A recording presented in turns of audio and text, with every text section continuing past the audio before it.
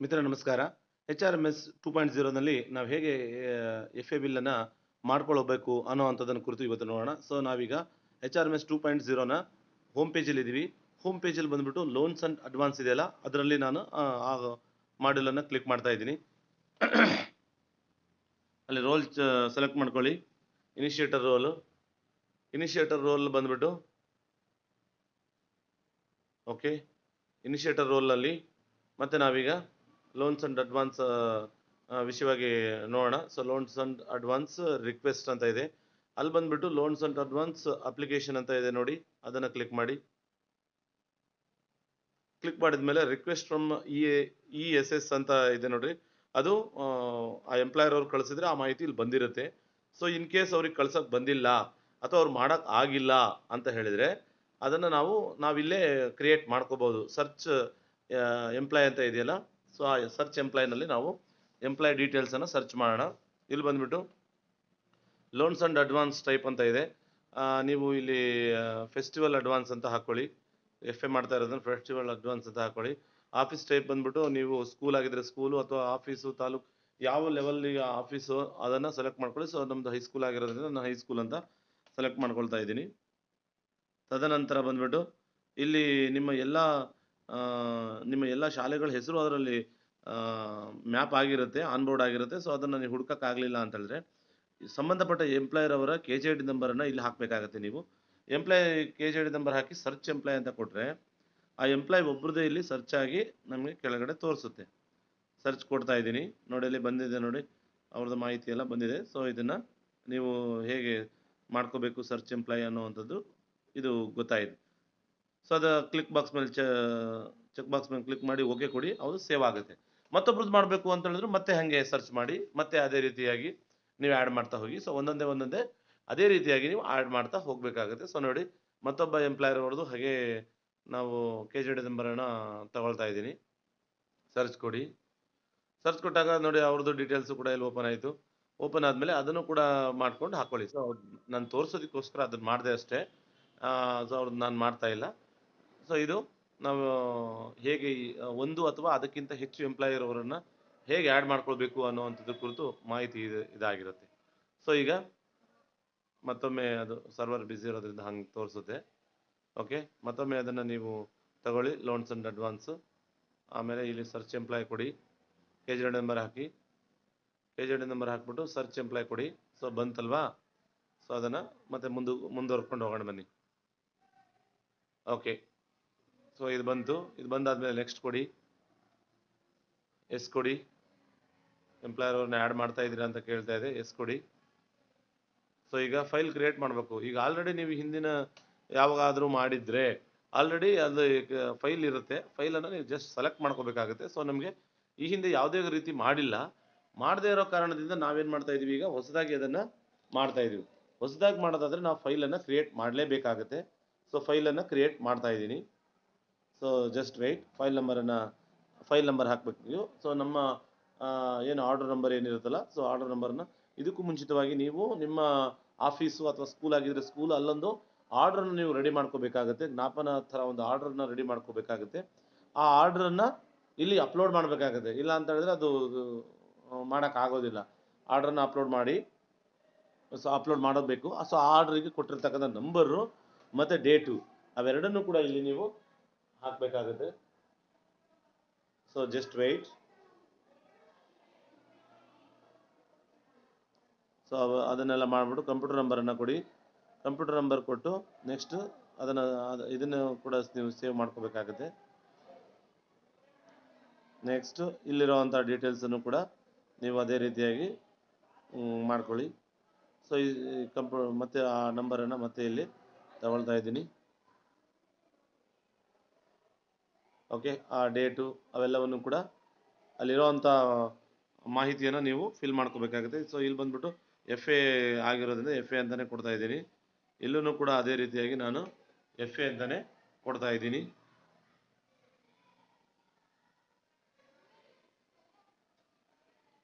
Okay, purpose ಬಂದ್ಬಿಟ್ಟು ಇದು festival allowance ಆಗಿರುತ್ತೆ. ಸೊ ಡೇಟ್ ಬಂದ್ಬಿಟ್ಟು ನೀವು ಯಾವ ಡೇಟಿಗೆ ಆರ್ಡರ್ ಮಾಡಿರ್ತೀರೋ ಅದನ್ನು ಹಾಕ್ಬಿಟ್ಟು ಮುಂದಕ್ಕೆ ಹೋಗಬೇಕಾಗುತ್ತೆ.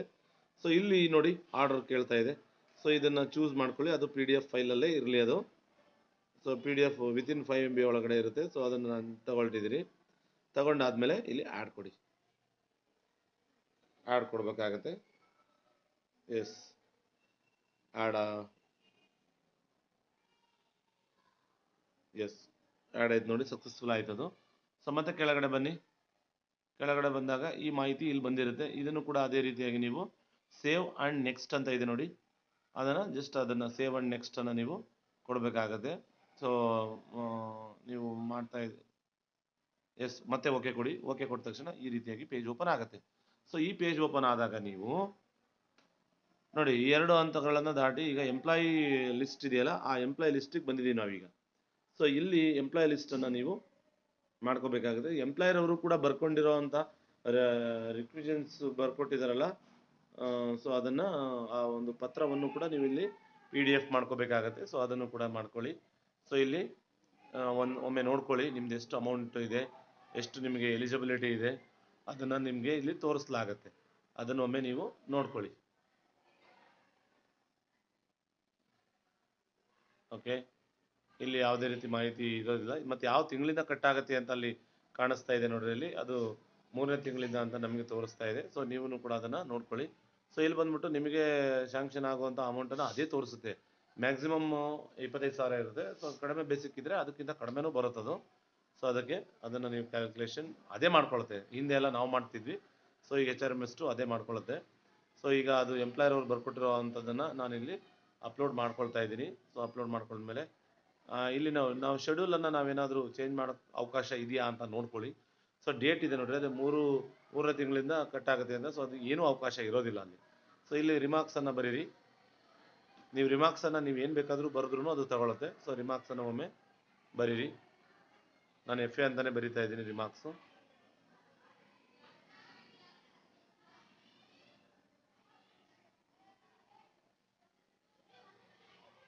S, just right. ರಿಮಾರ್ಕ್ಸನ್ನು ಅಲ್ಲಿ ತಿಂಗಳನ್ನು ಯಾವುದೇ ರೀತಿ ಬದಲಾವಣೆ ಮಾಡ್ಕೊಳ್ಳೋಕೆ ಅವಕಾಶ ಇಲ್ಲ. ನೀವು ಯಾವ ತಿಂಗಳು ಮಾಡ್ತಾ ಇರ್ತೀರೋ ಆ ತಿಂಗಳಿನ ಮುಂದಿನ ತಿಂಗಳಿಂದ ಅದು ಕಟ್ಟಾಗುತ್ತೆ. ನೀವು ಫೆಬ್ರವರಿ ಮಾಡ್ತಾ ಇದ್ರೆ ಮಾರ್ಚಿಂದ ಕಟ್ಟಾಗುತ್ತೆ, ಮಾರ್ಚ್ ಮಾಡ್ತಾ ಇದ್ರೆ ಏಪ್ರಿಲಲ್ಲಿ ಕಟ್ಟಾಗುತ್ತೆ. ಹೀಗೆ ಅದೇ ತಿಂಗಳಲ್ಲಿ ನೀವು ಇನ್ನೂ ಸ್ಯಾಲ್ರಿ ಬಿಲ್ ಜನರೇಟ್ ಮಾಡಿಲ್ಲ ಅಂದ್ರೂ ಕೂಡ ಆ ತಿಂಗಳಲ್ಲಿ ನೀವು 1ನೇ ತಾರೀಕು ಮಾಡಿದ್ರೂ ಆ ತಿಂಗಳಲ್ಲಿ ತಗೊಳ್ಳೋದಿಲ್ಲ ಅದು. ಸೊ ಅದು ಮುಂದಿನ ತಿಂಗಳೇ ಅದು ನೆಕ್ಸ್ಟ್ ಇನ್ಸ್ಟಾಲ್ಮೆಂಟ್ ಬರುತ್ತೆ. ಸೊ ಅದು ನಿಮ್ಮ ಗಮನದಲ್ಲಿ ಇರಲಿ. ಸೊ ಮತ್ತೆ ಸೇವ್ ಎಲ್ಲವೂ ಮಾಡ್ಕೊಂಡಾದ್ಮೇಲೆ ಸೇವ್ ಆ್ಯಂಡ್ ನೆಕ್ಸ್ಟ್ ಅಂತ ಕೊಡಿ. ಸೇವ್ ಆ್ಯಂಡ್ ನೆಕ್ಸ್ಟ್ ಕೊಟ್ಟಾದ್ಮೇಲೆ ಅದು ಸಕ್ಸಸ್ಫುಲ್ ಆಗುತ್ತೆ. ಸಕ್ಸಸ್ಫುಲ್ ಆದಮೇಲೆ ನೆಕ್ಸ್ಟ್ ಏನು ಮಾಡೋದು ನೋಡಿ. ನೆಕ್ಸ್ಟು ಸೊ ಈ ರೀತಿಯಾಗಿ ಬರುತ್ತೆ. ಈ ರೀತಿ ಬಂದಾಗ ನೀವು ಇಲ್ಲಿ ಮತ್ತೆ ರಿಮಾರ್ಕ್ಸ್ ಇರುತ್ತೆ. ಮತ್ತೆ ರಿಮಾರ್ಕ್ಸ್ ಇರೋದನ್ನು ನೀವು ಮತ್ತೆ FA ಅಂತ ನಾನು ಬರಿತಾ ಇದ್ದೀನಿ. ಬರೋದಾದ್ಮೇಲೆ ಮತ್ತೆ ಸಬ್ಮಿಟ್ ಕೊಟ್ಟು ಓಕೆ ಕೊಡಿ. ಓಕೆ ಕೊಟ್ಟ ತಕ್ಷಣ ಮತ್ತೆ ಇದು ಕೂಡ ಈ ಫೈಲು ಕೂಡ ಸಕ್ಸಸ್ಫುಲ್ ಆಗಿ ಆಯಿತು. ಸೊ ಇದಿಷ್ಟು ನಾವು ಹೇಗೆ ಒಂದು ಸ್ಟೆಪ್ ಮಾತ್ರ ನಾವಿಲ್ಲಿ ಇಲ್ಲಿ ಮಾಡಿದ್ದೀವಿ ಅಷ್ಟೇ. ಯಾಕಂತ ಹೇಳಿದ್ರೆ ಇದು ಇನಿಷಿಯೇಟರ್ ಲಾಗಿನ್ನಲ್ಲಿ ಮಾತ್ರ ಮಾಡಿರುವಂಥದ್ದು ಇದು. ಸೊ ಇದನ್ನು ಹೇಗಪ್ಪ ನಾವು ಮತ್ತೆ ನೆಕ್ಸ್ಟ್ ಸ್ಟೆಪ್ಪಿಗೆ ಹೋಗೋದು ಅಂತ ನೋಡ್ಕೊಳ್ಳೋಣ. ಸೊ ಇದು ಇನಿಷಿಯೇಟರ್ ಲಾಗಿನ್ನಿಂದ ವೆರಿಫೈಯರ್ ಲಾಗಿನ್ಗೆ ಬಂದಿದೆ. ಸೊ ಇದು ವೆರಿಫೈಯರ್ ಲಾಗಿನ್ನಲ್ಲಿ ನಾವಿನ್ನೂ ಮೊದಲ ಹಂತದಲ್ಲೇ ವೆರಿಫೈಯರ್ ಲಾಗಿನ್ನಲ್ಲಿ ಇದ್ದೀವಿ. ಸೊ ವೆರಿಫೈಯರ್ ಲಾಗಿನ್ನಲ್ಲಿ ಬಂದಿರತಕ್ಕಂಥದ್ದನ್ನು ರೋಲ್ ಚೇಂಜ್ ಮಾಡಿಕೊಂಡು ನಾನು ವೆರಿಫೈಯರ್ ಲಾಗಿನ್ನಲ್ಲಿ ಬಂದಿದೆ. ಸೊ ಜಸ್ಟ್ ಅದು ಸರ್ವರ್ ಬ್ಯುಸಿ ಇದೆ, ಜಸ್ಟ್ ಒಂದು ನಿಮಿಷ. ಓಕೆ, ಡ್ಯಾಶ್ಬೋರ್ಡಿಗೆ ಮತ್ತೆ ಒಮ್ಮೆ ಹೋಗ್ತೀವಿ. ಮತ್ತೆ ವೆರಿಫೈಯರ್ ಲಾಗಿನ್ ರೋಲ್ ಚೇಂಜ್ ಮಾಡ್ಕೊಳ್ಳಿ, ಪ್ರೊಸೀಡ್ ಕೊಡಿ. ನೋಡಿ ಇಲ್ಲಿ ಬಂದಿದೆ. ಇಲ್ಲಿ ಬಂದಿರೋ ಅಂಥದ್ದನ್ನು ನಾವೀಗ ಜನ್ರೇಟ್ ಮಾಡ್ತಾ ಇದ್ದೀವಿ ಅಷ್ಟೇ. ಸೊ ಡ್ರಾಫ್ಟ್ ಬಿಲ್ ಇನ್ನೂ ಮಾಡಿಲ್ಲ. ಸೊ ಡ್ರಾಫ್ಟ್ ಬಿಲ್ ಮಾಡೋವಂಥದ್ದು ಇನ್ನೂ ಮುಂದಕ್ಕಿದೆ. ಸೊ ಅದನ್ನು ಪೆನ್ಸಿಲ್ ಐಕಾನ್ ಕ್ಲಿಕ್ ಮಾಡಿಬಿಟ್ಟು ಇಲ್ಲಿ ಬಂದುಬಿಟ್ಟು ನೀವೇನು ಮಾಡಿ ಅಕ್ಸೆಪ್ಟ್ ಕೊಡಿ. ಅಕ್ಸೆಪ್ಟ್ ಕೊಟ್ಟಾದಮೇಲೆ ನೆಕ್ಸ್ಟು ಇಲ್ಲಿ ರಿಮಾರ್ಕ್ಸನ್ನು ಬರೀರಿ, ಅಕ್ಸೆಪ್ಟೆಡ್ ಅಂತ. ಅಕ್ಸೆಪ್ಟೆಡ್ ಕೊಟ್ಟಾದಮೇಲೆ ನೋಡಿ ಮತ್ತೊಮ್ಮೆ ಕಾಪಿ ಮಾಡ್ಕೊಂಡು ಮತ್ತೆ ಪೇಸ್ಟ್ ಮಾಡಿದ್ರೆ ತಗೊಳ್ಳೋದಿಲ್ಲ, ನೀವು ಬರೀಲೇಬೇಕಲ್ಲಿ. ಅಕ್ಸೆಪ್ಟೆಡ್ ಅನ್ನೋದು ಪ್ರತಿ ಸಲ ಬರೋದ್ರಿಂದ ಅದನ್ನು ಮತ್ತೆ ಕಾಪಿ ಮಾಡ್ಕೊಳ್ಳೋಣ ಅಂತ ಏನಾದರೂ ಅನಿಸಿದ್ರೆ ಅದು ತಗೊಳ್ಳೋದಿಲ್ಲ. ನೆಕ್ಸ್ಟ್ ಇದನ್ನು ಸಬ್ಮಿಟ್ ಕೊಡಿ. ಸಬ್ಮಿಟ್ ಕೊಟ್ಟಾದ್ಮೇಲೆ ಇಲ್ಲಿಂದನೂ ಕೂಡ ಅದು ಮೂವ್ ಆಗುತ್ತೆ. ಸೊ ಈಗ ನಾವು ಕಳಿಸಿರುವಂಥದ್ದು ಸೆಂಟ್ ಐಟಮಲ್ಲಿ ಇರುತ್ತೆ. ಸೆಂಟ್ ಐಟಮಲ್ಲಿ ಇರುವಂಥದ್ದನ್ನು ಈಗ ನೆಕ್ಸ್ಟು ಲಾಗಿನ್ ಬಂದ್ಬಿಟ್ಟು ಅಪ್ರೂವಲ್ ಲಾಗಿನ್. ಸೊ ಇದನ್ನು ಲಾಗೌಟ್ ಮಾಡೋಣ. ಲಾಗೌಟ್ ಮಾಡಿದಾದಮೇಲೆ ಮತ್ತೆ ಅಪ್ರೂವಲ್ ಲಾಗಿನ್ ಆಗಿದ್ದೀನಿ. ಸೊ ಅಪ್ರೂವಲ್ ಲಾಗಿನಲ್ಲಿ ಮತ್ತೆ ಅದು ಲೋನ್ಸ್ ಅಂಡ್ ಅಡ್ವಾನ್ಸಲ್ಲಿ ಒಂದು ಫೈಲ್ ಬಂದಿದೆ ಅಂತ ಅಲ್ಲಿ ತೋರಿಸ್ತಾ ಇದೆ ನೋಡ್ರಿ, ಇಲ್ಲಿ ಗ್ರೀನ್ ಸಿಂಬಲಲ್ಲಿ. ಸೊ ಬಂದಿರತಕ್ಕಂಥದ್ದು ಇಲ್ಲಿ ಇರುತ್ತೆ. ಸೊ ಇಲ್ಲಿರೋ ಅಂಥದ್ದನ್ನು ಮತ್ತೆ ಪೆನ್ಸಿಲ್ ಐಕಾನ್ ತಗೊಳ್ಳಿ. ತೊಗೊಂಡಾದ್ಮೇಲೆ ಇಲ್ಲಿ ಸೆಲೆಕ್ಟ್ ಮಾಡ್ಕೊಳ್ಳಿ, ಅಕ್ಸೆಪ್ಟ್ ಕೊಡಿ. ರಿಮಾರ್ಕ್ಸನ್ನು ನೀವು ಮತ್ತೆ ಅಕ್ಸೆಪ್ಟೆಡ್ ಅಂತ ಕೊಟ್ಟಿದ್ದೀನಿ, ತಗೊಳ್ಳೋದಿಲ್ಲ ನೋಡೋದು. ಸೊ ನೋಡೋದು ತಗೊಳ್ಳಿಲ್ಲ. ಸೊ ನಾವು ಮತ್ತೆ ಇದನ್ನು ಅಳಿಸ್ಬಿಟ್ಟು ಮತ್ತೆ ಅದನ್ನು ಎರೇಸ್ ಮಾಡಿಬಿಟ್ಟು ಮತ್ತೆ ನಾವು ಅದನ್ನು ಬರೆಯೋಣ ಮತ್ತೊಮ್ಮೆ ಅಕ್ಸೆಪ್ಟೆಡ್ ಅಂತ. ಸೊ ಅದಕ್ಕೆ ನಾನು ಆಗಲೇ ಹೇಳಿದ್ದ ಹಾಗೆ ಓಕೆ ಸಕ್ಸಸ್ಫುಲ್ ಆಗಿ ಇಲ್ಲಿಂದ ಅದು ಕ್ಲಿಯರ್ ಆಯಿತು. ಸೊ ಇದು ಮೊದಲನೇ ಹಂತ. ಸೊ ಇಲ್ಲಿಂದ ಮುಂದಕ್ಕೆ ನಾವು ನೆಕ್ಸ್ಟ್ ಹಂತವನ್ನು ಮಾಡಬೇಕಾಗತ್ತೆ. ಸೊ ಎಲ್ಲವೂ ಕೂಡ ಇಲ್ಲಿ ಇನಿಷಿಯೇಟರ್ ಲಾಗಿನಲ್ಲಿ ಅಂದರೆ ಡ್ರಾಫ್ಟನ್ನು ಹೇಗೆ ಮಾಡ್ಕೊಳ್ಳೋದು, ಅಂದರೆ ಆರ್ಡರ್ನ ಹೇಗೆ ಮಾಡ್ಕೊಳ್ಳೋದು ಅನ್ನೋಂಥದ್ರ ಕುರಿತು ಮಾಹಿತಿ ಇದಾಗಿರುತ್ತೆ. ಸೊ ಇದನ್ನು ಲಾಗೌಟ್ ಆಗೋಣ ಮಿತ್ರರೇ. ಈಗ ಅಲ್ಲಿಂದ ಕಳಿಸಿರುವಂಥ ಬಿಲ್ಲನ್ನು ನಾವೀಗ ಇಲ್ಲಿ ಓನ್ಲಿ ಆರ್ಡ್ರನ್ನು ಹೇಗೆ FAಯನ್ನು ಸರಿಪಡಿಸ್ಕೊಳ್ಳೋದು ಅನ್ನೋವಂಥದ್ದು ಮಾಹಿತಿ ಆಗಿತ್ತು. ಸೊ ಈಗ ನಾವು ಈ ನೆಕ್ಸ್ಟ್ ಹಂತ ಬಂದ್ಬಿಟ್ಟು ಆರ್ಡರ್ ಜನ್ರೇಟ್ ಮಾಡಬೇಕಾಗಿರೋದು. ಸೊ ನಾವೀಗ ರಿಕ್ವೆಸ್ಟ್ ಕೊಟ್ಟಿದ್ದೀವಿ ಅಷ್ಟೇ. ಈಗ ಆರ್ಡರ್ ಜನ್ರೇಟನ್ನು ಈ ಹಂತದಲ್ಲಿ ನಾವು ನೋಡ್ತಾ ಇದ್ದೀವಿ. ಸೊ ಕೊಟ್ಟಿರೋವಂಥ ಆರ್ಡರ್ ಇಲ್ಲಿ ಬಂದಿದೆ. ಆರ್ಡರ್ನ ಇಲ್ಲಿ ಬಂದಿರೋವಂಥ ಮಾಹಿತಿ ಇಲ್ಲಿದೆ. ಸೊ ಕ್ಲಿಕ್ ಮಾಡ್ಕೊಳ್ಳಿ, ಇಲ್ಲಿ ಆ್ಯಡ್ ಆರ್ಡರ್ ಅಂತ ಇದೆ. ಸೊ ಆರ್ಡರ್ ಅಂತ ಕೊಟ್ಟರೆ ಇಲ್ಲಿ ಡೇಟ್ ಕೇಳುತ್ತೆ, ನಾವು ಮಾಡಿರೋ ಆರ್ಡರ್ ಡೇಟು ಮತ್ತು ಆರ್ಡರ್ ನಂಬರು.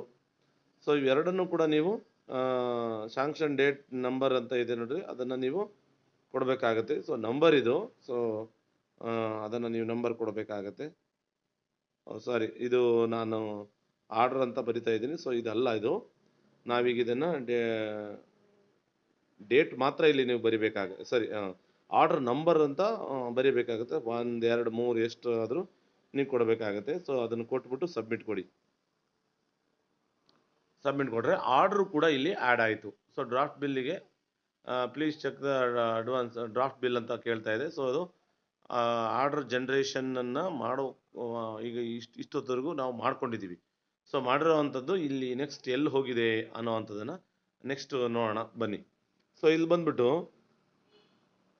ನಾವು ಈಗ ನೆಕ್ಸ್ಟ್ ಮುಂದಿನ ಹಂತವಾಗಿರ್ತಕ್ಕಂಥದ್ದು ಅಡ್ವಾನ್ಸ್ ಡ್ರಾಫ್ಟ್ ಬಿಲ್ ಅಂತ ಇದೆ ನೋಡಿ, ಅಲ್ಲಿ ಅಡ್ವಾನ್ಸ್ ಡ್ರಾಫ್ಟ್ ಬಿಲ್. ಆ ಡ್ರಾಫ್ಟ್ ಬಿಲ್ಲನ್ನು ನೀವು ನೋಡಬೇಕಾಗುತ್ತೆ. ಸೊ ಇಲ್ಲಿ ಬಂದಿರುತ್ತೆ ನೋಡ್ರಿ, ಆರ್ಡರ್ ಜನ್ರೇಷನ್ ಆದಮೇಲೆ ಅಡ್ವಾನ್ಸ್ ಡ್ರಾಫ್ಟ್ ಬಿಲ್ ಅಂತ ಇರುತ್ತೆ. ಸೊ ಅದನ್ನು ನೋಡ್ಕೊಳ್ಳಿ ನೀವು.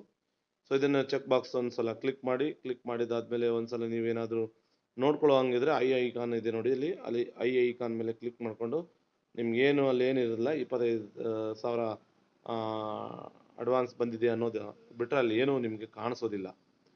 ಸೊ ನೆಕ್ಸ್ಟ್ ಇದನ್ನು ವೆರಿಫೈಯರ್ ಹಂತಕ್ಕೆ ನಾವು ವೆರಿಫಿಕೇಷನಿಗೆ ಕಳಿಸ್ಬೇಕಾಗುತ್ತೆ. ಸೊ ವೆರಿಫಿಕೇಷನ್ ಹಂತವನ್ನು ನಾನು ಅಲ್ಲಿಗೆ ಹೋಗ್ತಾ ಇದ್ದೀನಿ. ಸಾರಿ, ಅದಕ್ಕೆ ಕಳಿಸ್ತಾ ಇದ್ದೀನಿ ನಾನು. ಜಸ್ಟ್ ವೆಯ್ಟ್, ಸೆಂಡ್ ಆಗಿದೆ ಅದು. ಸೊ ವೆರಿಫೈಯರ್ ಅಂತ. ಸೊ ನಾವೇ ವೆರಿಫೈಯರ್ ಆಗಿರೋದ್ರಿಂದ ಮತ್ತು ಜಸ್ಟ್ ರೋಲನ್ನು ಇಲ್ಲಿ ನಾವು ಚೇಂಜ್ ಮಾಡ್ಕೊಳ್ಬೇಕಾಗುತ್ತೆ. ಸೊ ಅಲ್ಲಿ ಒಂದು ಫೈಲ್ ಬಂದಿರೋ ಅಂಥದ್ದು ಕಾಣಿಸುತ್ತೆ ಲೋನ್ಸ್ ಅಂಡ್ ಅಡ್ವಾನ್ಸಲ್ಲಿ. ಅಲ್ಲಿ ರೋಲ್ ಚೇಂಜ್ ಮಾಡ್ಕೊಳ್ತಾ ಇದ್ದೀನಿ. ವೆರಿಫೈಯರ್ ರೋಲ್ ಪ್ರೊಸೀಡ್ ಇಲ್ಲಿ ಬಂದಿದೆ ನೋಡಿ. ಇಲ್ಲಿ ಬಂದಿರೋವಂಥದ್ದನ್ನು ಪೆನ್ಸಿಲ್ ಐಕಾನ್ ಮೇಲೆ ಕ್ಲಿಕ್ ಮಾಡಿ ಇಲ್ಲಿ ಅಕ್ಸೆಪ್ಟ್ ಕೊಡಿ.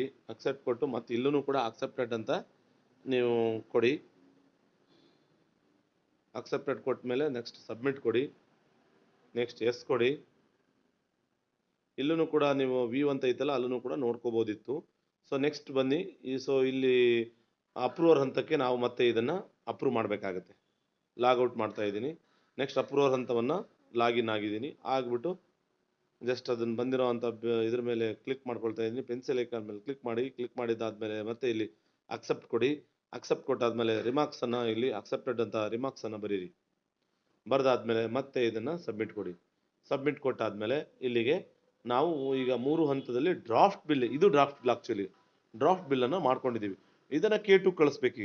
ಸೊ ಅದನ್ನು ಮತ್ತೆ ಬನ್ನಿ, loans and advance final pay bill ಅಂತ ಇದೆ ನೋಡಿ ಅಲ್ಲಿ. ಸೊ ಇದರ ಮೇಲೆ ಕ್ಲಿಕ್ ಮಾಡಿ. ಸೊ ಇದು DDO ಆಗಿರ್ತಕ್ಕಂಥವ್ರು ಅಪ್ರೂವಲ್ ಅವ್ರು ಲಾಗಿನ್ನಿಂದನೇ ಮಾಡಬೇಕಾಗುತ್ತೆ. ಚೆಕ್ ಬಾಕ್ಸ್ ಮೇಲೆ ಕ್ಲಿಕ್ ಮಾಡಿದ್ಮೇಲೆ send pay bill to K2 ಅಂತ ಇರುತ್ತೆ. ಸೊ ಸೆಂಡ್ ಪೇ ಬಿಲ್ ಮಾಡಿ. ಸೊ ಇದು ನೋಡಿ, ವೆರಿಫಿಕೇಷನ್ ವ್ಯಾಲಿಡೇಷನು ಆಯಿತು, HR ನಂಬರು ಆಯಿತು, ಸೆಂಡ್ ಟು K2 ಕೂಡ ಆಗೋಯಿತು. ಸೊ ಇದಿಷ್ಟು ನಾವು ಹೇಗೆ FA ಬಿಲ್ಲನ್ನು HRMS 2ನಲ್ಲಿ ಹೇಗೆ ಮಾಡ್ಕೋಬೇಕು ಅನ್ನೋವಂಥದ್ದನ್ನು ಸಂಪೂರ್ಣವಾಗಿ 3 ಹಂತದಲ್ಲಿ ತೋರಿಸಿದ್ದೀನಿ. ಒಂದು ಡ್ರಾಫ್ಟ್ ರಿಕ್ವೆಸ್ಟು, ಆಮೇಲೆ ಆರ್ಡರ್ ಜನ್ರೇಷನ್ನು, ಅದಾದಮೇಲೆ K2ಗೆ ಸೆಂಡ್ ಮಾಡೋದು. Thank you.